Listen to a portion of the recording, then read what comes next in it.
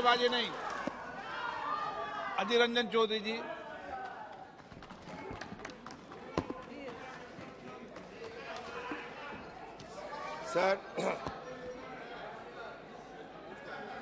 Sir, with all humility at my command,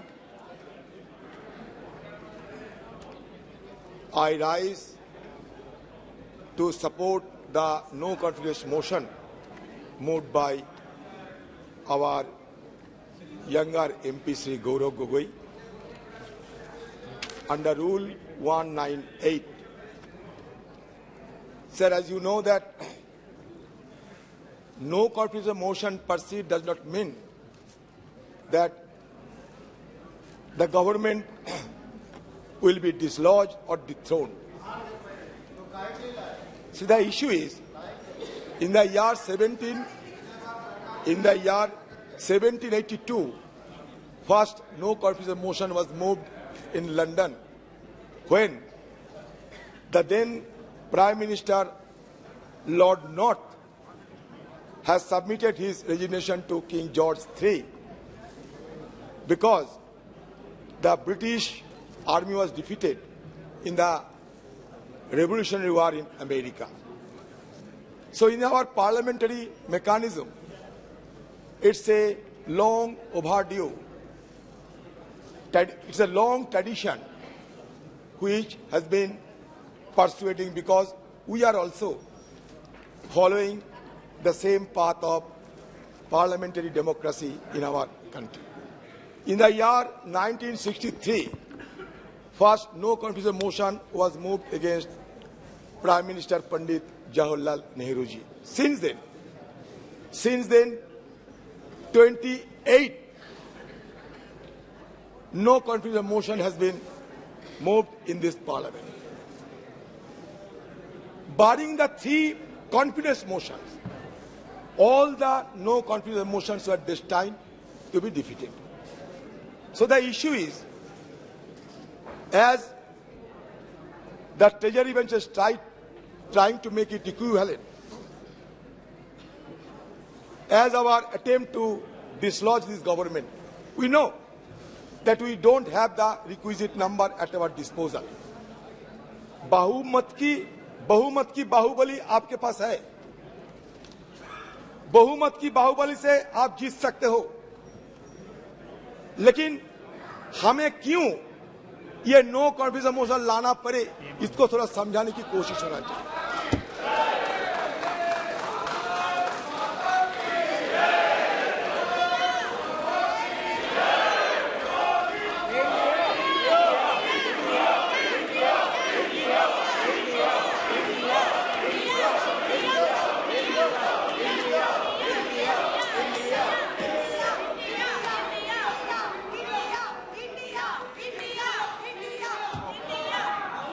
sir देखिए, ये no confidence motion की ताकत कितने हैं कि हमारे प्रधानमंत्री को हम लोग खींच के सदन में लाकर बैठे।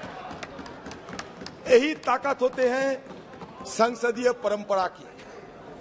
हम ये नो कॉन्फिडेंस मोशन आने के लिए कोई सोचा भी नहीं था, लेकिन हम बार बार ये गुहार लगाते आए थे कि कम से कम हमारे देश की प्रधानमंत्री सदन में आए और मणिपुर की मुद्दे पे हम बोलने का पहले कुछ बोले। ये सिर्फ हमारा मांग थी और कुछ नहीं। हमारा मांग कोई बीजेपी नेता से नहीं, हमारी मांग थी हिंदुस्तान की प्रधानमंत्री से, जो लाजमी है क्योंकि हम भी ये सदन की मेंबर है। लेकिन पता नहीं प्रधानमंत्री जी क्यों इतना आड़े हुए थे कि सदन में ना आने की शपथ ले चुकी थी। तो इसी के चलते मजबूरन हमें भी ये संसदीय जो औजार इस्तेमाल करने की गुंजाइश है, ये संसदीय औजार को इस्तेमाल करते हुए हमें अविश्वास प्रस्ताव लाने पड़ी। ये अविश्वास प्रस्ताव लाने की पीछे सबसे बड़ा वजह है। सर, कल जब सदन में हम लोग चर्चा में भाग ले रहे थे तो सदन में एक गूंज उठी कि हमारे देश से भ्रष्टाचार, क्विट इंडिया, परिवारवाद, क्विट इंडिया वगैरह वगैरह, क्योंकि ये 9 अगस्त हमारे अगस्त क्रांति दिवस मनाया जाता सर। मैं इसके बारे में कुछ बोलना चाहते हैं सर। भारत छोड़ो आंदोलन, जिसे अगस्त क्रांति के नाम से भी जाना जाता है, एक राष्ट्रव्यापी सविनय अवज्ञा आंदोलन था जिसका आह्वान 7 अगस्त 1942 को अखिल भारतीय कांग्रेस समिति के बॉम्बे सत्र द्वारा किया गया था। इसकी शुरुआत 8 अगस्त को मुंबई के ग्वालियर टैंक मैदान में दिए गए अपने भारत छोड़ो अभियान के भाषण में गांधी जी के करो या मरो के आह्वान के अनुसार 9 अगस्त को हुई थी। अंग्रेजों ने 8 अगस्त को ही बड़े पैमाने पर लोगों की नजरबंदी के साथ अत्यंत तेजी की प्रतिक्रिया व्यक्त की। 1 लाख से अधिक गिरफ्तारियां की गई, जिनमें गांधी जी सहित कांग्रेस के शीर्ष नेतृत्व के नेता भी शामिल थे। बड़े पैमाने पर जुर्माना लगाया गया और प्रदर्शनकारियों को सार्वजनिक रूप से मारा पीटा गया। हिंसा में सैकड़ों नागरिक मारे गए, जिनमें से अनेक पुलिस और सेना की गोली से मारे गए। सर, मैं ये कहना चाहता हूं इसलिए कि इसके पहले भी मैसूर में एक भयानक नरसंहार हुआ था, जहां हिंदू महासभा और आरएसएस की बेहद करीबी मैसूर के राजा की सशस्त्र सेना ने तिरंगे को सलामी देने के लिए 22 कांग्रेस कार्यकर्ताओं को गोली मारकर हत्या कर दी थी। 1942 में कानपुर में हिंदू महासभा शासकों के साथ सहयोग करने की रणनीति को निम्नलिखित शब्दों में रेखांकित किया गया था। हिंदू महासभा को मानना है कि समस्त व्यवहारिक राजनीति का प्रमुख सिद्धांत अंग्रेजों के साथ उत्तरदायी सहयोग की नीति है। उत्तरदायी सहयोग की नीति जो बिना शर्त सहयोग से लेकर सक्रिय और यहाँ तक कि सशस्त्र प्रतिरोध तक देशभक्ति के क्रियाकलापों के संपूर्ण क्षेत्र को कवर करती है। समय की जरूरतों, हमारे निपटान में संसाधनों और हमारे राष्ट्रीय हित के निर्देशों के अनुसार खुद को अनुकूल बताती रहेगी। सर, इसके साथ साथ व्यावहारिक राजनीति में महासभा जानती है कि हमें उचित समझौता के माध्यम से आगे बढ़ना चाहिए। इस तथ्य का प्रमाण यह है कि हाल ही में सिंध में निमंत्रण पर सिंध हिंदू महासभा ने गठबंधन सरकार चलाने के लिए मुस्लिम लीग के साथ हाथ मिलाने की जिम्मेदारी ली थी। बंगाल के मामले तो जगजाहिर है। आक्रामक मुस्लिम लीग वाले, जिन्हें कांग्रेस भी अपनी पूरी विनम्रता के बावजूद शांत नहीं कर सकी, जैसे इसी फजलुल हक के प्रधानमंत्रित्व और उनके सक्षम नेतृत्व में हिंदू महासभा और गठबंधन सरकार के संपर्क में आए, काफी हद तक समझौतावादी और मिलनसार हो गए। हमारे सम्मानित महासभा नेता स्वर्गीय डॉक्टर श्यामा प्रसाद मुखर्जी ने दोनों समुदायों के लाभ के लिए लगभग 1 वर्ष तक सफलतापूर्वक कार्य लिया। बंगाल मुस्लिम लीग मिनिस्ट्री में उप मुख्यमंत्री डॉक्टर श्यामा प्रसाद मुखर्जी ने हिंदू महासभा और मुस्लिम लीग की ओर से बंगाल सरकार के लिखे एक पत्र में यह स्पष्ट किया कि ये दोनों दल ब्रिटिश शासकों को कांग्रेस द्वारा आरंभ किए गए भारत छोड़ो आंदोलन के खिलाफ बंगाल के राक्षस के रूप में देखते थे। तो इसमें साबित क्या हुआ सर? ब्रिटिश के तरफदारी करने वाले आपके पूर्वजों ने ये देश के लिए यही हमें दान किया था। तो आप लोगों से इससे ज्यादा उम्मीद हमें नहीं थी कि जब अगस्त क्रांति के दिन आप अगस्त क्रांति के दिन नारा लगाते हुए वो बात हटा दिए और नया नारा लगाते हुए लोगों को आपने गुमराह करने का कोशिश किया। हमारा बात साफ है सर, क्विट इंडिया होना चाहिए। सांप्रदायिकरण से क्विट इंडिया, ध्रुवीकरण से क्विट इंडिया, भगवाकरण से क्विट इंडिया हमें करना ही पड़ेगा।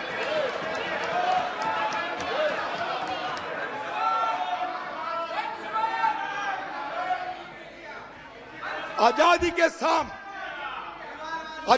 साम न हम होने देंगे। शहीदों की कुर्बानी को बदनाम ना होने देंगे। बची रहे एक बूंद लहू की रंगों में भारत माता की आंचल को बर्बाद नहीं होने देंगे। यही हमारा मकसद है। मैं सिर्फ ये कहना चाहते हैं,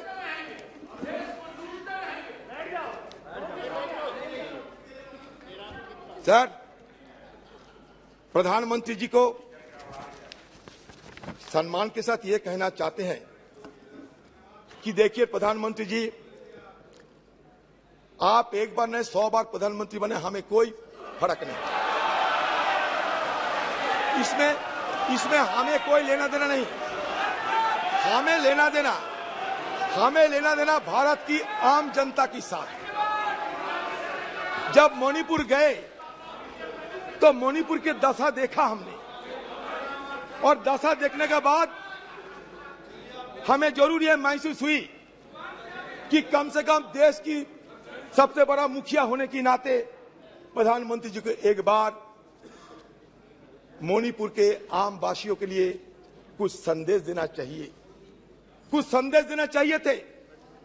शांति की कोई पैगाम लेकर प्रधानमंत्री जी को खुद कोई कार्रवाई करना चाहिए थे। कम से कम आपकी तरफ से एक बार मणिपुर के लोगों को अपना मन की बात रखना चाहिए थे। सर, ये मांग कोई गलत मांग नहीं है, मणिपुर के आम लोगों की मांग था। सर, शेक्सपियर की एक मैकबेथ एक लेख है। मैकबेथ को सर ये टायरेंट कहा जाता था। एक टायरेंट किंग मैकबेथ, अत्याचारी राजा। तो मैकबेथ के अत्याचार देखते हुए शेक्सपियर ने बड़े दुख जताई थी और कह रहे थे कि स्कॉटलैंड में जिस तरीके की हमला हो रहे हैं, जिस तरीके की दुर्दशा देखे जाते हैं, तो उसमें बड़ी दुख के साथ एक कोई शब्द लिखे थे, it weeps, it bleeds, and each day a gas is added to the wound. Each new morning, new widows howl, new orphans cry, new sorrows strike the heaven in the face. हमें भी लगा कि मणिपुर की हालत ऐसा ही है, जहां लोगों की मन में कोई चैन शांति कुछ नहीं थी। सारे मणिपुर, यही तो बात है, आप समझ नहीं सकते। अनारस के साथ बेनारस की तुलना मत किया करो, चाना के साथ बेदाना की तुलना मत किया करो, बुलक के साथ हिलक की तुलना मत किया करो। इसलिए नहीं, क्योंकि हमारे प्रधानमंत्री जी जिस दिन मणिपुर के मुद्दे पे बोलना चाहिए था, कहां से छत्तीसगढ़ लाए, कहां से राजस्थान लाए, कीजिए ना। लेकिन मणिपुर की दंगा ये कोई छोटी मोटी बात नहीं है। मणिपुर की दंगा एक जाति दंगा के रूप में, एक सिविल वॉर की तरह सारे देश दुनिया में चर्चा के मुद्दे बन गए। आप जब यूरोप में गए थे, फ्रांस में, जहां आपको पुरस्कार मिला था, खुशी हुई हम लोग, आपको नवाजा गया बहुत बड़ा पुरस्कार में। उस समय भी यूरोपियन पार्लियामेंट में ये मणिपुर की मुद्दा चर्चा में थे, अमेरिका में भी ये मुद्दा चर्चा में थे। तो हमारी तरफ से ये बार बार समझाने की कोशिश किए गए थे कि Manipur issue cannot be confined to any state और any nation. It has already assumed a global dimension. That is why Prime Minister intervention is indispensable, is called for. That was our argument. There is no harm of it. Sir, बात यह है कि मणिपुर में क्या देखा? मणिपुर में हमें देखा कि हमारे घर की मां बहनों को वस्त्रहीन हालत में विवश करके उन पे ऊपर हमला हो रहे हैं, बलात्कार की घटना घट रही है। तो मुझे एक बार ये बोलने का इच्छा हो रहे हैं कि जब राजा अंधा रहते हैं, धृतराष्ट्र जब अंधा रहते थे, उस समय द्रौपदी की वस्त्रण हुई थी। आज भी राजा अंधे बैठे हैं, इसलिए किसी को नाम नहीं, किसी को नाम नहीं लिया मैं, किसी को नाम नहीं लिया मैं। तो इसलिए जहां राजा अंधा बैठे रहते, जहां राजा अंधा बैठे रहते, वहां द्रौपदी की वस्त्रहरण चाहे वो हस्तिनापुर में हो, चाहे वो मणिपुर में हो, होते ही रहते। मणिपुर और हस्तिनापुर में कोई फर्क नहीं रहता। आपने एक अपील की थी कि आइदर और साइड से बहस को शांति से सुना जाए। हम बड़े धैर्यपूर्वक सुनते गए। उन्होंने कहा कि हमने ब्रिटिश की कार्यपद्धति हमारी संसद ने अडॉप्ट की है, पूरे देश का अपमान किया, हम चुपचाप बैठे रहे। हमारी संविधान सभा ने ये पूरी प्रक्रिया तय की है, स्वीकार करी है। आगे माननीय अध्यक्ष जी, इसके बाद भी अनर्गल बोलते रहे। अब मैं अभी ये जो प्रयास कर रहे हैं, उनकी पार्टी ने उनको समय नहीं दिया। मेरे बोलने के साथ बात दिया जाएगा। आपने समय दिया, उसमें कुछ स्कोर करना चाहते हैं, कुछ मान्यता मगर माननीय अध्यक्ष जी, इस सदन की एक गरिमा है। देश के प्रधानमंत्री जी के बारे में जिस प्रकार का ये उल्लेख कर रहे हैं, मुझे लगता है ये विपक्ष के नेता के लिए शोभा नहीं देता। आपने उनको या तो कंट्रोल करना चाहिए, या तो ट्रेजरी बैंक के एमपी भी ये नहीं सुन पाएंगे। अमित शाह जी, आप थोड़ा बैठे। प्रधानमंत्री जी के गुस्सा नहीं आता, आपको क्यों आते हैं इतना? किसी को गुस्सा नहीं आते। तो चर्चा की मुद्दा है, आप मुद्दों पे बोलिए। सर मुद्दा पे तो बोलते हैं सर। हाँ। बहुत दिन पहले सुना इस देश से हजारों करोड़ रुपया लूटकर नीरव मोदी भागे थे, किसी ने उनको पकड़ नहीं सके। हमारे एनडीए सरकार की इतना ताकत, उन्हें छू नहीं सके। वो कैरिबियन समुद्र की बीच में मस्ती करते देखा जाते हैं, जो मर्जी वो कहते रहते। तो मैंने सोचा कि नीरव मोदी सारे जिंदगी के लिए हमारे से दूर चले गए, लेकिन अब पता चला नीरव मोदी दूर नहीं गए। मणिपुर की घटना देखने के बाद मुझे यह पता चला नीरव मोदी यहाँ हिंदुस्तान में जिंदा है, और नरेंद्र मोदी नीरव मोदी बनके अभी भी चुपचाप अपने चुप्पी साधे होकर बैठे हैं।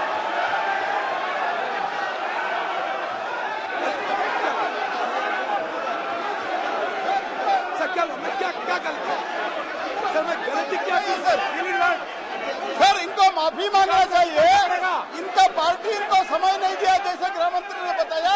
समय हमारे पार्टी से लिया है, और अभी इनका अभी क्या क्या बात कर रहे हैं सर? ये जांच से लेकर सर ये अनाप शनाप बात नहीं चलेगा सर। चीता तक ये नीरव मोदी को लोन तो इन लोगों ने दिया है, कांग्रेस पार्टी ने दिए है। सदन है, आप मुद्दों पे बोलिए। मैं तो ये मेटाफोरिकली बोला। इस सदन के अंदर मेटाफोरिकली नेता है। लोन कौन दिया? लोन कौन दिया? कोई गलत? अरे अजीर बाबू, लोन कौन दिया बताइए? आपके एआईसी से ऑफिस से फोन करके लोन दिलवाए नीरव मोदी को। क्या बात कर रहे हैं? अगर आप सत्ता में रहते तो नीरव मोदी इधर ही रहता था। उनको लोन वसूली करने के लिए हमने कोशिश की, हमारा सरकार इसीलिए भाग गए हैं। उदाहरण की तरह बोले सर। बात यह है कि हमारे प्रधानमंत्री चाहे चांद हो और चाहे कूनो फोर्स की चीता हो, चांद हो ये कूनो फोर्स की चीता हो, हर चीज में प्लीज प्लीज प्लीज प्लीज जाइए, प्लीज जाइए अपनी सीट पे।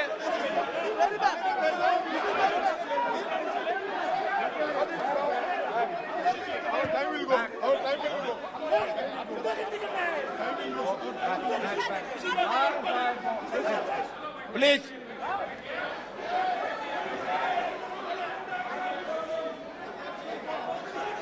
सर, आप मुद्दे पे बोलिए। बड़े दावे के साथ कह सकता हूँ सर। आप मैं किसी को आहत करने के लिए, आप मुद्दे पे बोलिए ना। चोट पहुंचाने के लिए मैं एक शब्द नहीं कहते। अच्छा, आप बस लोग संयम रखें। गलतफहमी हो रहे हैं। ये हम ये कहना चाहते हैं कि चांद से लेकर पूनो फॉरेस्ट की चीता तक हर चीज में हमारे प्रधानमंत्री कुछ ना कुछ बोलते हैं। संयम रखिए लेकिन आप। मणिपुर के बारे में उन्हें चुप्पी साधी रहे, ये हमें बिल्कुल पसंद नहीं है। यही मैं जाहिर करना चाहते हैं। संयम पे बोले आप। सर अभी तक देखिए ना, मणिपुर की जो 2 एमपी है, मणिपुर के 2 एमपी डॉक्टर रंजन सिंह राजकुमार, मणिपुर का और एक एमपी डॉक्टर लोरो फुजो, किसी को बोलने का मौका नहीं दिया जाता कि हमें सदन के अंदर कुछ सुने उनसे, वो भी नहीं मौका मिलती लोग। हम अमित शाह जी को पूछना चाहते हैं, अमित शाह जी कल जो आपने बयान दिया ना, ये बड़ा घातक बयान दिया आपने। आपने कहा था कल, याद कीजिए, कि हम बफर जोन में सारे सिक्योरिटी फोर्सेस को तैनात किया है। याद कीजिए, आपने खुद स्वीकार करते हैं कि बफर जोन बन गए हैं। बफर जोन कहाँ बनते? लाइन ऑफ कंट्रोल में बफर जोन बनते। इसका मतलब आप क्या स्वीकार करते हैं कि कुकीलैंड और मेरीलैंड अलग हो गए? Please conclude. नहीं सर, चलिए प्लीज कंक्लूड। सर, कैसे सर? ओके सर, इसीलिए ये बफर जोन की बात कभी आपको नहीं करना चाहिए था। मतलब आज जो sense of delineation, it is going to be translated into a geographical delineation of the 2 warring faction. इसलिए मैं आपको सतर्क करना चाहते, कल आपने बड़ा गलत बयान पेश किए हैं। ये बफर जोन की मुद्दा उठाकर आपने खुद स्वीकार किया कि बफर जोन अभी है। आपने कांग्रेस पे आरोप लगाने का कोशिश किया, लेकिन देखिए आपने खुद राज्यसभा में ये बताया कि 1528 फेक काउंटर हमारे जमाने में हुई थी। ये आपने यही नहीं बताया कि कितने साल तक वो हुई थी। 33 साल तक, 33 साल में हुई थी।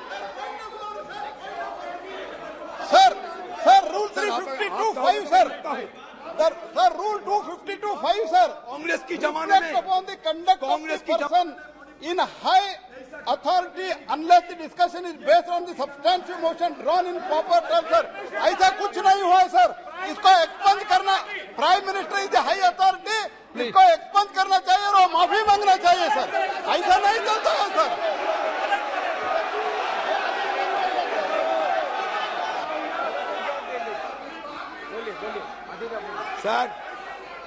सर हमारे गीता में एक बात कहे जाते, गीता में अहंकारम बलम दर्पम कामम क्रोधम। इनका पॉइंट ऑफ ऑर्डर है माननीय अध्यक्ष जी। बोलिए ना। सर अहंकारम 352(5) सर, बलम दर्पम referring to the fact matter on which the judicial decision is pending. Second sir, मैं ये सब रेफर नहीं करता हूँ। 5वां नंबर पर ये है, reflect upon the conduct of the person unless the discussion is based on the substantive motion drawn in proper term। कोई मोशन मूव नहीं किया है। प्रधानमंत्री जी के खिलाफ ऐसे आरोप लगाना, अनाप शनाप baseless allegation, doing the baseless allegation cannot be accepted sir, it cannot be tolerated. He should, आप रूलिंग देना चाहिए, हमारा निवेदन है, और उनको माफी मांगना चाहिए, और जो कुछ भी बोला है वो एक्सपंज करना चाहिए सर। कोर्ट से निकाल दिया, प्लीज कोर्ट से निकाल दिया, प्लीज। सर बोले नो सर। आप ऋतुराज सिंधिया जी।